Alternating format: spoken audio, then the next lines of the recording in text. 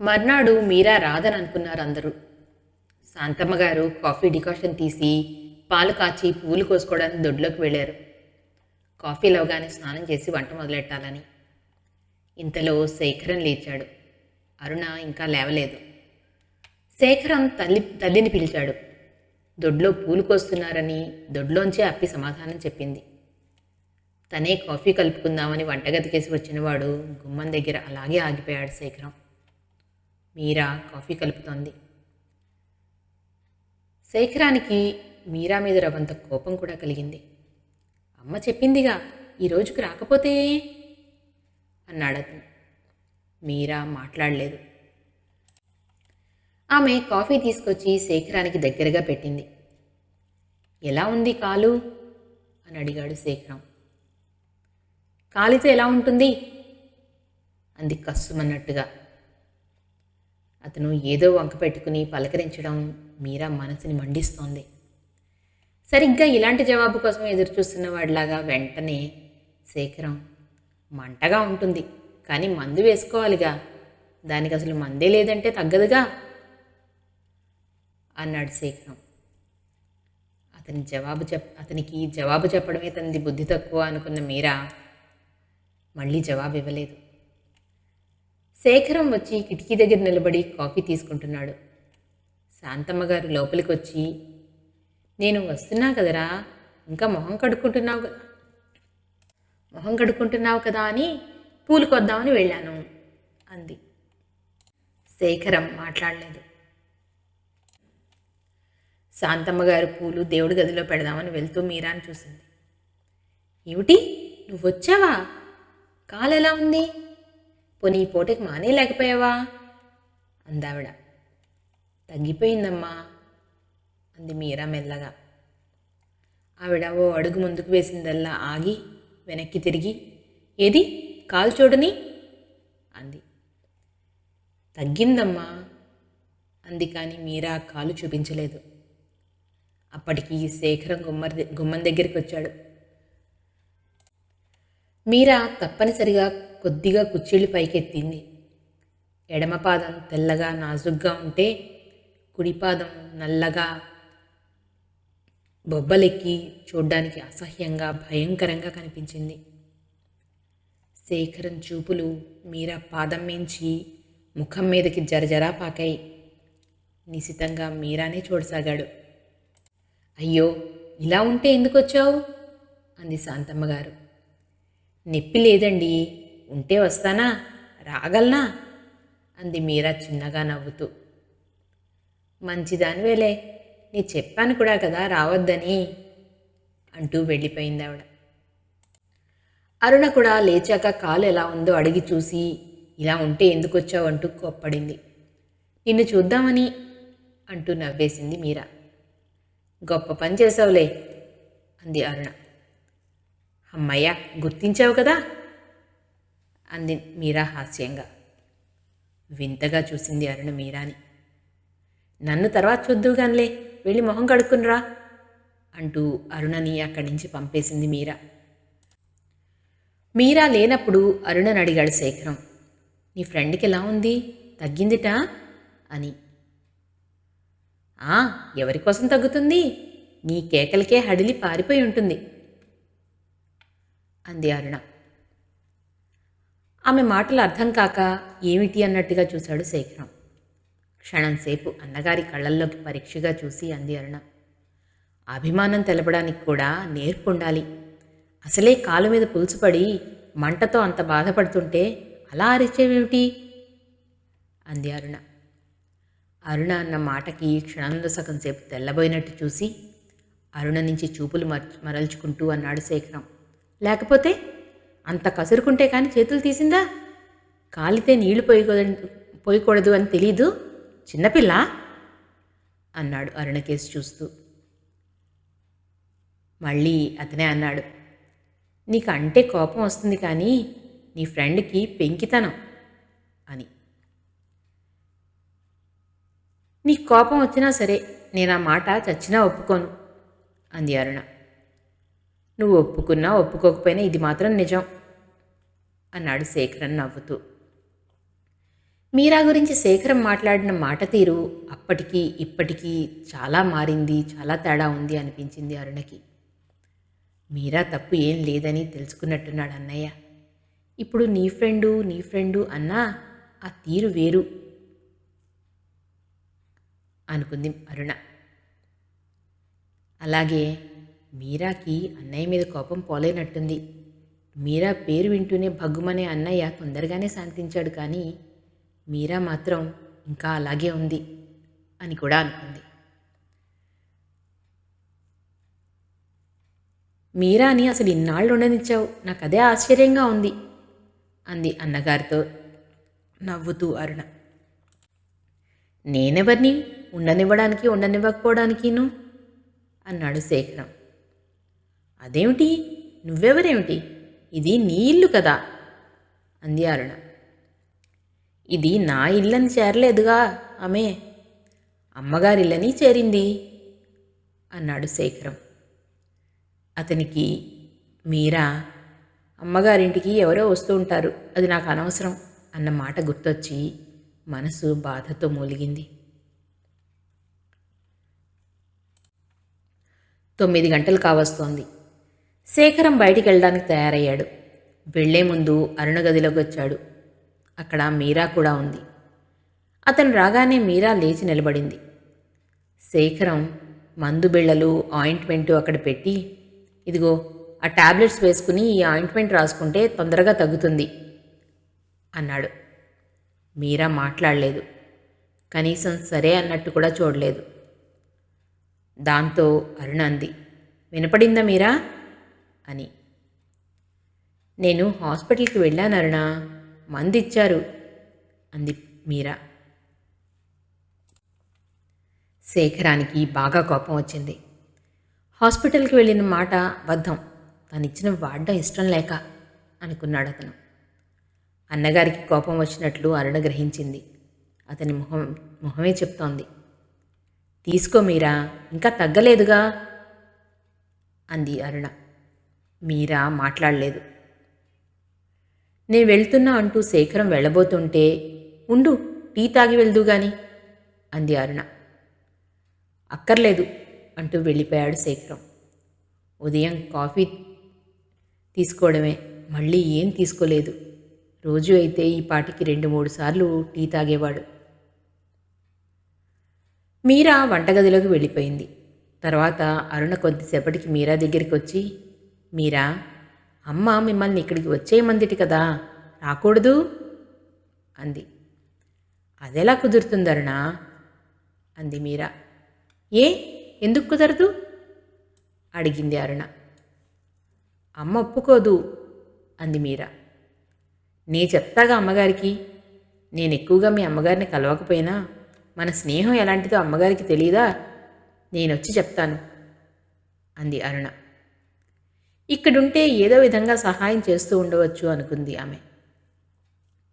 మీరా నవ్వింది. పిచ్చి అరుణ, మీకు అన్నయ్య అమెరికాలో ఉన్నారు, వారిద్దరి పిల్లలు ఇక్కడ చదువుకుంటున్నారు. ఆ 2 పిల్లలకి నేను ఆయాని. ఇది నేను అమ్మకి చెప్పింది. అరుణాదేవి గారు మర్చిపోతున్నట్టున్నారు అంది మీరా. నేనెప్పుడో చెప్పాను, నువ్వు చాలా మారిపోయావని. చాలా గడుస్తానని నేర్చుకున్నావు.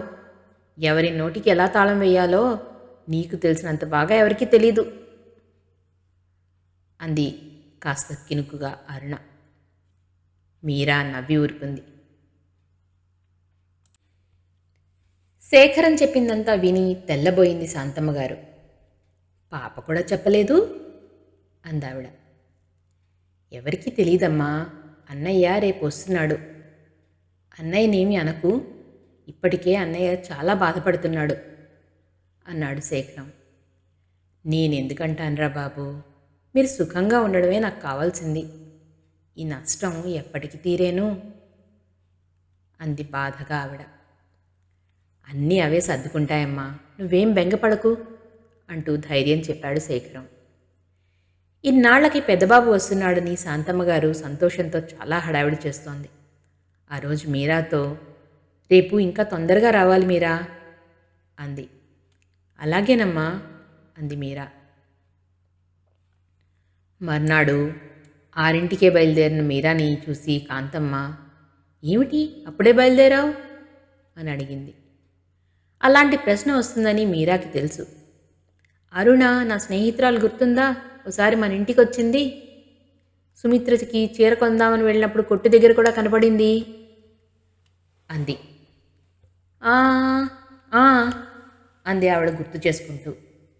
అరుణ వీళ్ళమ్మాయేనటమ్మా, ఈరోజు వస్తోంది, చాలా రోజులైంది చూసి, కారులో అయితే రాత్రే వచ్చేసుంటారు అంది మీరా. అయితే మాత్రం ఇప్పటి నుంచి ఎందుకు ముభావంగా అంది ఆవిడ. తలుపేసుకో అంటూ మీరా బయటికి వచ్చేసింది. శాంతమ్మ గారు ఏమేం చేయాలో పురమాయం చేసింది. మీరా చకచకా చేసుకుపోతోంది. మీరాకి ఊపిరి పీల్చుకోవడానికి కూడా తీరికలేదు. ఆమెని చూసి అరుణ జాలిపడింది.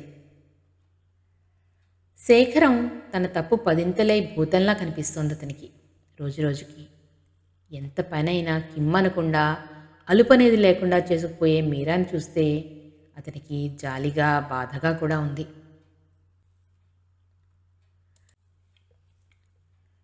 కారులోనే కదా పొద్దున్నే వస్తాడు అనుకున్న రాజేంద్ర 11 గంటలు అవుతుంటే టాక్సీలో వచ్చాడు. అమ్మా, అన్నయ్య వచ్చాడు అంటూ శేఖరం పెట్టిన కేకని విని శాంతమ్మగారు గబగబా వచ్చింది. ఆవిడని చూస్తూనే అమ్మా అంటూ దగ్గరికి వచ్చాడు రాజేంద్ర. ఈ కొద్ది రోజుల్లో అతను చాలా మారిపోయాడు, చిక్కిపోయాడు. అమ్మ అన్న పదం శాంతమ్మగారి హృదయం మీద అమృత వర్షం కురిసినట్టే అనిపించింది. పెద్దబాబు అంటూ సంతోషంతో ఆవిడ ఉక్కిరిబిక్కిరవుతోంది. ఇది కుసుమ పిల్లలు ఏరి బాబు అని అడిగింది ఆవిడ. రాజేంద్ర నిట్టూర్పు విడిచాడు. కుసుమ కళ్ళకున్న పొరలు చాలా మందం అమ్మా, ఇంకా ఆవిడకి తెలివి రాలేదు. నీ ఒంట్లో కులాసాగా ఉంటోందా అమ్మా, అరుణ ఏది అని అడిగాడు అతను. ఎంత అభిమానం, ఆప్యాయత! ఇన్నాళ్ళు ఇవన్నీ ఎక్కడ దాక్కున్నాయో కానీ ఇన్నాళ్ళు తన చుట్టూ ఉన్న అంధకారపు కోరల్ని, నిర్లక్ష్యంగా తలుపుల్ని ఒక్కసారి ఛేదించుకుని బయటపడి తనని తనుగా అభిమానించే వ్యక్తుల్ని కళ్ళ నిండుగా చూస్తున్నాయి ఇప్పుడు. ఆ పక్కనే ఉన్న అరుణ అన్నయ్య అంటూ ముందుకొచ్చింది. కుసుమ పిల్లలు రాలేదని శాంతమ్మగారు చాలా బాధపడింది. వాళ్ళంతా వస్తారు అని ఆవిడ ఇంట్లో అన్నీ ఎక్కువగా చేయించింది. రాజేంద్రని చంటి పిల్లవాడిని నడిపించి సోఫాలో కూర్చోపెట్టి తను కూడా పక్కన కూర్చుంది ఆవిడ. తల్లిని ఏవేవో అడగాలని, ఎన్నో చెప్పాలని, ఎన్నో ఊహించుకుని బయలుదేరాడు రాజేంద్ర. కానీ ఎలా చెప్పాలో తెలియలేదు. ఆవిడేదైనా విసుక్కుంటే, హేళనగా మాట్లాడితే తన నిర్లక్ష్యాన్ని క్షమించమని వేడుకోవచ్చు. కానీ ఆవిడ కురిపించే అభిమానానికి అతని గొంతు మూగబోయింది. ఏమిట్రా బాబు, ఇంత చిక్కిపోయావు అని రాజేంద్రతో అంటూ, పాపా మీరాని కాఫీ తీసుకురమ్మను అందావిడ. మళ్ళీ రాజేంద్రతో, కుసుమని చూసి చాలా రోజులైంది, అరుణ సీమంతానికి కూడా రాలేదు, తీసుకురాలేకపోయావా అందావిడే. వాళ్ళ అక్కయ్య దగ్గరికి వెళ్ళింది, వాళ్ళ అమ్మాయిని వాళ్ళకి ఇచ్చేస్తుందిట తలంచుకుని అన్నాడు రాజేంద్ర. అదేం పనిరా, ఇన్నాళ్ళు దగ్గరించుకుని, చాలా తప్పు నాయనా, అయినా ఆ పిల్లేం చేసిందని అందావిడ బాధగా. తనకిష్టమై తెచ్చుకుంది, ఇది కూడా తన ఇష్టానికే వదిలేశాను అన్నాడు నిర్లిప్తంగా రాజేంద్ర. శేఖరం వాళ్ళ మాటలు వింటూ మౌనంగా కూర్చున్నాడు. మీరా కాఫీలు తీసుకొచ్చి అక్కడ పెట్టి వెళ్ళిపోయింది. ఈ అమ్మాయి అంటూ సందేహంగా ఆగిపోయాడు రాజేంద్ర. అలా అంటున్నప్పుడు అతను శేఖరం కేసి చూశాడు. శేఖరం చూపులు మళ్లించుకున్నాడు. శాంతమ్మగారు చెప్పింది. రాజేంద్ర అరుణ కేసి తిరిగి, నీ ఫ్రెండ్ ఏమో కదూ అన్నాడు. అవునన్నట్లుగా తలోపింది అరుణ. ఇంకాస్త వివరంగా చెప్పింది శాంతమ్మగారు. రాజేంద్రకి బాధ అనిపించింది. చూసావమ్మా, ఉన్నవాళ్లకి కన్ను మిన్ను కానరాదు, మంచి చెడ్డ తెలీదు. గుప్పిడి మెతుకుల కోసం ఎంత అభిమానాన్ని చంపుకుంటారో అని క్షణం ఆగి, అయితే అయితే ఏంలే, అలాంటి వాళ్ళు మొదటి నుంచి కళ్ళు తెరిచి నిదానంగా నడుస్తారు. బోర్లా పడ్డాలు బొప్పి కట్టడాలు ఉండవు అన్నాడు. శాంతమ్మగారు అభిమానంగా భుజం మీద చెయ్యి వేస్తూ అంది. పెద్దబాబు, జరిగిన వాటి గురించి బాధపడుతూ కూర్చోకూడదు నాయనా. అంతా మన మంచికే అనుకోవాలి. కుసుమకి చిన్నతనం, నింపాదిగా నచ్చ చెప్పాలి. కాఫీ తీసుకో, చల్లారిపోతోంది అన్నారు. ఆ మధ్యాహ్నం రాజేంద్ర శేఖరానికి 15,000 ఇచ్చాడు. ఇంత తొందర ఏముంది, అక్కడ నీకేం ఇబ్బంది లేదు కదా అన్నాడు శేఖరం. ఇబ్బంది ఏం లేదురా, కారు 10,000కి అమ్మాను. మీ వదిన నగలు అంటూ పెట్టి తెరిచి కుసుమ పెద్ద గొలుసు, వడ్డాణం, రాళ్ల వంకి తీశాడు. ఇవిగో, ఇవి అమ్మేస్తే ఎంత వస్తే అంతా జమ కట్టేద్దాం, మిగతాది తొందరలోనే సర్దుబాటు చేసేస్తాను అన్నాడు రాజేంద్ర. నగలు చూస్తూనే శేఖరం వెనక్కి తగ్గాడు. కారు అమ్మడమే తప్పు చేశావన్నయ్య. పంట డబ్బు వస్తుంది కదా, సర్దలేకపోయేవాళ్ళమా? నగలు మాత్రం మార్చడానికి వీల్లేదు. అమ్మ వింటే చాలా బాధపడుతుంది అన్నాడు శేఖరం బాధగా. ఇవి ఇంట్లో ఉండి రక్షిస్తాయా? కారు రెడ్డికే ఇచ్చేద్దాం అనుకున్నాను, కానీ అతను ఒప్పుకోడు. మీతో చెప్తే మీరు ఎలాగూ ఒప్పుకోరు, అందుకే అక్కడే అమ్మేశానురా. నాకు ఇది తీరితే కానీ మనసు కుదుటపడదు. నాకు అసలు ఆ ఊళ్ళో ఉండాలంటేనే పిచ్చెత్తినట్టుగా ఉంది అన్నాడు రాజేంద్ర బాధగా జుట్టులో వేలు తోచుకుని. అన్నయ్య అంటూ శేఖరం రాజేంద్ర దగ్గరగా వచ్చాడు. ఈ కాస్త దానికే ఇలా అయితే ఎలా? రెడ్డి చెప్పాడుగా తొందరేం లేదని. ఇంకా ఎన్నాళ్ళుంది సెలవు అని అడిగాడు శేఖరం. 4 రోజులుంది అన్నాడు రాజేంద్ర. అదేమిటి ప్రశ్నించాడు శేఖరం. 10 రోజుల నుంచి సెలవులో ఉన్నానురా. కారు అమ్మిన డబ్బు పూర్తిగా రాలేదు, దానికోసం ఆగిపోయాను అన్నాడు రాజేంద్ర. అన్నగారి చేతి మీద చేయి వేస్తూ అన్నాడు శేఖరం. ఈ విషయాలన్నీ మనసులో పెట్టుకుని బాధపడకన్నయ్య, అన్నీ అవే సర్దుకుపోతాయి. నగలు అమ్మడానికి మాత్రం వీల్లేదు. నీకు ఎలాంటి అవసరం వచ్చినా ఒకరి కాదు 2 తమ్ముళ్ళు ఉన్నారన్న మాట మర్చిపోకు అని.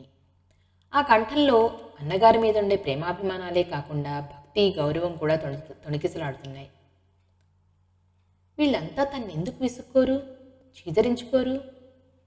ఇంట్లో తమ్ముడు అన్నం తినట్లేదని తెలిసి కూడా తెలియనట్లే మసిలిన తన మీద వీళ్ళకి ఎందుకింత మమకారం?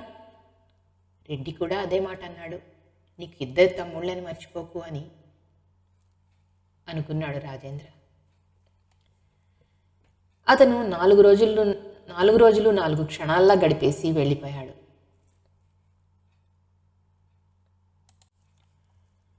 ఆ రోజు అరుణ లేస్తూనే ఎలాగో ఉంది.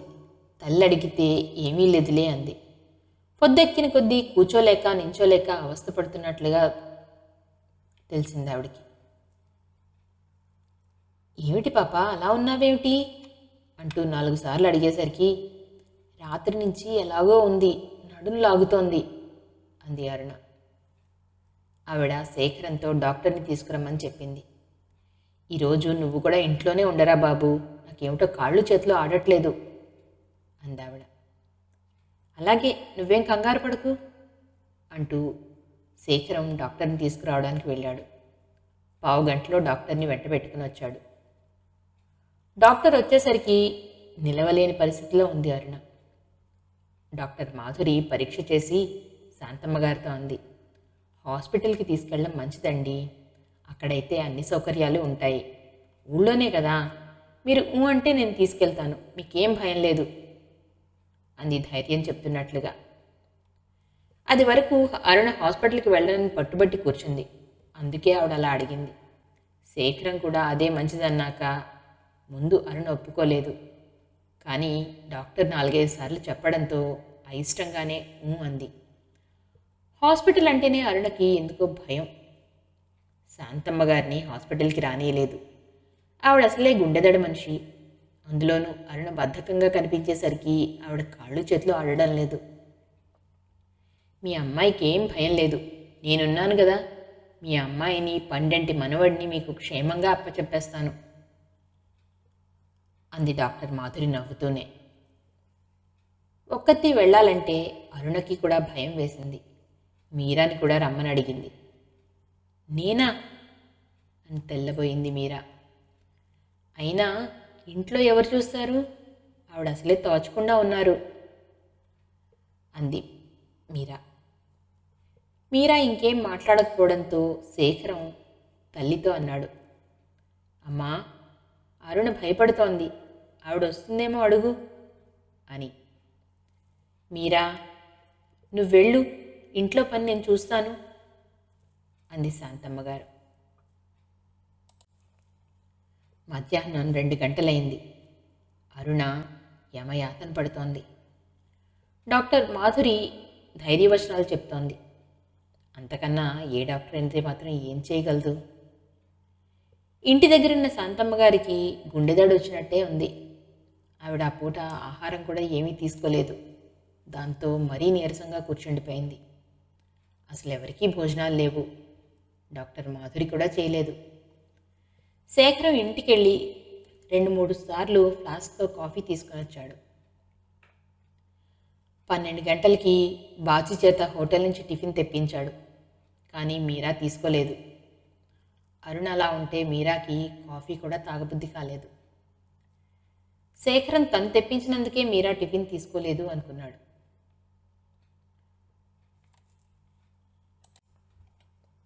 మధ్యాహ్నం 3 గంటలు దాటి 20 నిమిషాలైంది. మీరా తలుపులు తెరుచుకుని అవతలికి వచ్చింది. ఆమె మొహం సంతోషంతో వెలిగిపోతోంది. శేఖరం గబగబా మీరా దగ్గరికి వచ్చి, ఎలా ఉంది అని అడిగాడు ఆతృతగా. ఆడపిల్ల, ముందు అమ్మగారికి చెప్పిరండి అని క్షణం ఆగి, ఫ్లాస్క్లో కాఫీ లేదు, అవసరం అవుతుందేమో అంటూ ప్రసన్నంగా చెప్పింది మీరా. మండే మనసు మీద పన్నీటి వర్షం కురిసినట్టయింది. మీరా నోటి వెంట వచ్చిన ప్రసన్నమైన ఆ ఒక్క మాటకే శేఖరానికి 1000 ఏనుగుల బలం వచ్చినట్టుంది. అతను అలసటంతా మర్చిపోయి, ఫ్లాస్క్ ఏది అని అడిగాడు. మీరా ఫ్లాస్క్ తీసుకొచ్చి ఇచ్చింది.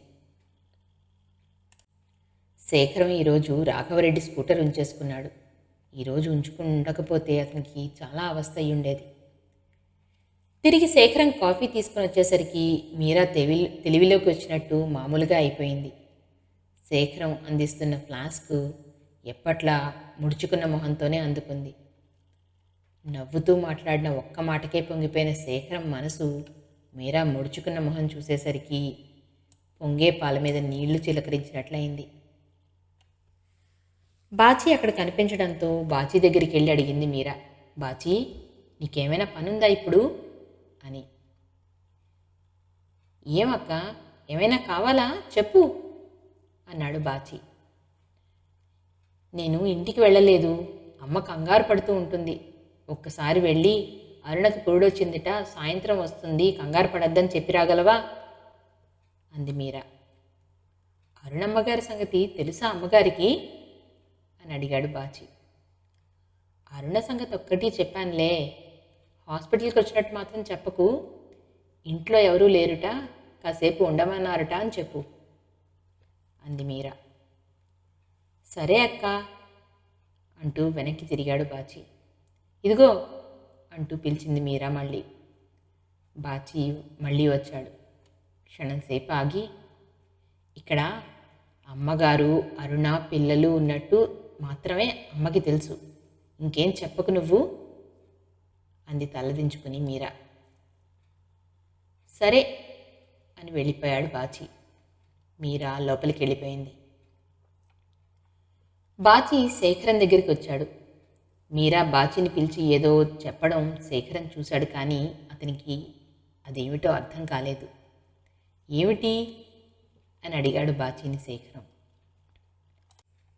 ఒక్కసారి అక్కయ్య ఇంటికి వెళ్ళొస్తానండి, సైకిల్ మీద తొందరగానే వెళ్ళొచ్చేస్తాను అన్నాడు బాచీ. ఏ, ఏమైనా పనుందా? ఆతృతగా అడిగాడు శేఖరం, విషయం ఏమిటో తెలుసుకోవాలని. అక్కయ్య ఇంటికి రాలేదని పిన్నిగారు కంగారు పడతారేమో, అందుకని అక్కయ్య చెప్పి రమ్మందండి అన్నాడు బాచీ. చాలా దూరమా అని అడిగాడు శేఖరం, ఇల్లెక్కడో తెలుసుకోవాలని. కొంచెం దూరమేనండి, కానీ సైకిల్ ఉంది అన్నాడు బాచీ. బస్టాండ్ దగ్గర అని అడిగాడు శేఖరం. అంత దూరం కాదులేండి, మా నిమ్మ తోటకి దగ్గరే అన్నాడు బాచీ. అక్కడన్నీ చేలేగా, ఇళ్ళే ఉన్నాయి అన్నాడు శేఖరం. అతనికి మీరా ఇల్లెక్కడో వివరంగా తెలుసుకోవాలని చాలా కుతూహలంగా ఉంది. అమ్మవారి గుడికి కాస్త దూరంలో 4 ఇళ్ళు ఉన్నాయి కదండి, మీరు పొలాలకేసి రానట్టుంది. అక్కడే ఉందండి అక్క వాళ్ళ ఇల్లు కూడా అన్నాడు బాచీ. సరే వెళ్ళిరా, తొందరగా వచ్చేయి అంటూ బాచీని పంపేశాడు శేఖరం. ఒక్కసారి బాబుని చూడాలని శేఖరానికి ఎంతగానో ఉంది. బాబు ఎవరో మీరా నోటి మీదుగా తెలుసుకుందే అతనికి నిద్ర పట్టేటట్టుగా లేదు. సాయంత్రం 5 గంటలవుతోంది. డాక్టర్ మాధురి వచ్చి మేనగోడలను చూడండి అంది నవ్వుతూ. శేఖరం గుమ్మం వరకు వచ్చి లోపల నుంచి మీరా మాట వినబడి ఆగిపోయాడు. మీరా అంటోంది, అరుణా, ఏమిటలా మొహం మార్చుకున్నావు? నీ కూతుర్ని చూడు అని. నేనెప్పుడో నీకన్నా ముందే చూశాలే అంది అరుణ. ఆహా, మరి ముక్కు ఇంత పొట్టిగా ఉంది, గమనించావా అని అడిగింది మీరా. అలాగే బాగుంటుంది అంది అరుణ. బుగ్గ మీది ఘాటేమిటి, గిచ్చావా ఆడపిల్లని అంది మీరా.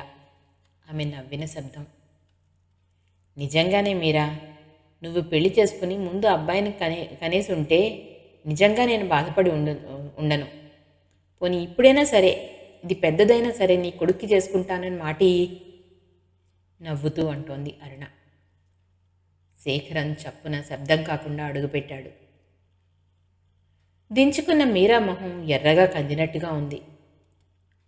అరుణ పక్కలో ఉన్న ఇంకా కళ్ళైనా తెరవని తన కూతుర్ని గుప్పెట మూసిన చేతిని తన చేత్తో బుగ్గకి తాకించుకుని తన్మయంగా కళ్ళు మూసుకుంది అరుణ. అప్పుడే ఎంత మమకారం! మంచం మీద అలా అరుణ స్థానంలో మీరా, పాప స్థానంలో తెల్లగా బొద్దుగా ఉన్న బాబు కనిపించారు శేఖరానికి. అరుణ మాట్లాడుతూ ఆగిపోవడంతో మీరా కళ్ళెత్తి అరుణకేసి చూసింది. అరుణ కళ్ళు మూసుకుని కూతురు చెయ్యి చెంపక అంచుకుంటోంది. ఏదో అనబోతూ వెనక్కి తిరిగిన మీరా ఆగిపోయింది. శేఖరన్ నిలబడిన తీరు చూస్తే అతను వచ్చి చాలాసేపు అయిందన్నమాట. తమ మధ్య జరిగిన మాటలు విన్నట్లుగానే అనిపించింది ఆమెకి. ఆమె ముఖం నల్లగా కమిలినట్టయింది. అరుణ కళ్ళు తెరిచి అన్నగారిని చూసి సిగ్గుగా నవ్వింది. తన చేతిలో ఉన్న కూతురి చేతిని నింపాదిగా వాల్చింది. శేఖరం మంచం దగ్గరికి వస్తుంటే మీరా పక్కకి తప్పుకుంది. శేఖరం కాసేపు అరుణతో మాట్లాడి, ఇంక మేము వెళ్ళొచ్చు అరుణ, వెళ్ళి అమ్మని తీసుకొస్తాను అన్నాడు. అలాగే అన్నయ్య, పాపం మీరాకి వాళ్ళ భోజనమే లేదు అంది మీరాకేసి ప్రేమగా చూస్తూ అరుణ. చూసావా, నేనన్న మాటలో అబద్ధం లేదని ఇప్పటికైనా ఒప్పుకుంటావా? నేను తిన్నానో లేదో నీకు అక్కర్లేదు అన్నాడు శేఖరం నవ్వుతూ. అరుణ నవ్వింది. శేఖరం మీరాకేసి చూశాడు. ఆమె గోడలకేసి పరీక్షగా చూస్తోంది. ఇక వెళ్దామా అన్నాడు అతను. ఉలిక్కి పడింది మీరా. రిక్షా పిలవచ్చా అంటూ అరుణకేసి తిరిగాడు శేఖరం. మీరా ఏం మాట్లాడకపోవడంతో అరుణే చెప్పింది, పిలు, ఇప్పటికే చాలా ఆలస్యం అయిపోయింది అని. బయటికి వెళ్ళిన శేఖరం 5 నిమిషాల్లో తిరిగి వచ్చాడు. రిక్షా వచ్చింది అన్నాడు. వెళ్ళు మీరా అంది అరుణ. మీరా యాంత్రికంగా కదిలింది. మీరా అని పిలిచింది అరుణ. ఏమిటన్నట్టు ఆగి చూసిందామె. ఇలా రా అంది అరుణ. మీరా అరుణ మంచం దగ్గరగా వచ్చింది. అలా ఉన్నావేం మీరా అని అడిగింది అరుణ. శేఖరం అక్కడే ఉన్నాడు. ఎలా ఉన్నాను, రేపు తొందరగా వచ్చేస్తాలే అంటూ శేఖరం పక్క నుంచి యువతలకు వచ్చేసింది మీరా. అరుణతో చెప్పి శేఖరం కూడా వచ్చాడు. మీరా అలా ఉండడానికి కారణాలు, వాళ్ళ మాటలు తను విన్నాడని, తను మీరాను ఉద్దేశించి మాట్లాడడం. శేఖరం మీరా పక్కన ఆగి, రిక్షా అదిగో రా అన్నాడు.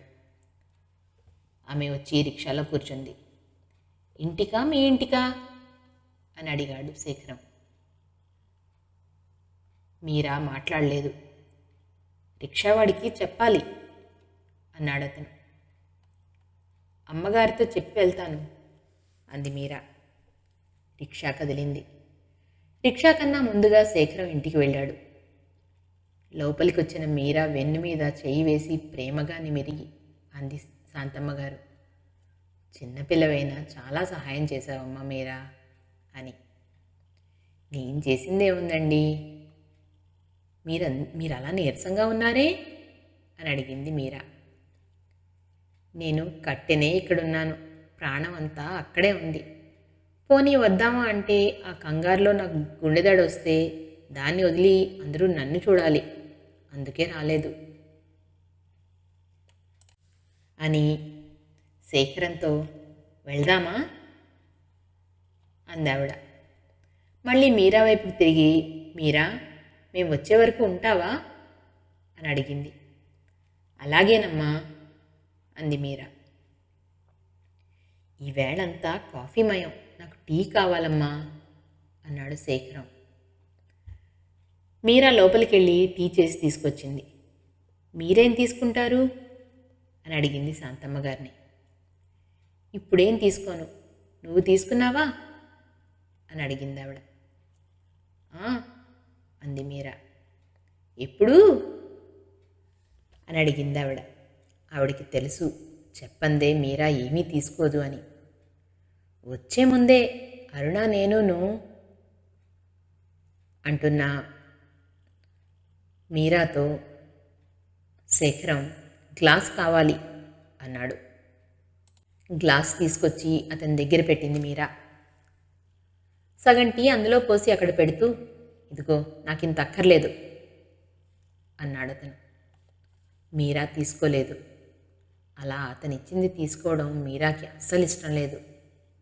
నువ్వు తీసుకొచ్చిన బాబు, తను పెట్టుకుంటుంది అంది శాంతమ్మ గారు. ఈవేళ కాఫీలకి లెక్కేలేదు, తీసుకోమను అన్నాడు శేఖరం. తీసుకో మీరా అందావిడ. నేను కాసేపు అయ్యాక పెట్టుకుంటానండి అంది మీరా బలవంతంగా. పెట్టుకున్నా సరే తీసుకో, పొద్దున్నుంచి భోజనం కూడా లేదు అందావిడ. మీరా తీసుకునే వరకు శేఖరం తన గ్లాసులో టీ తాగలేదు.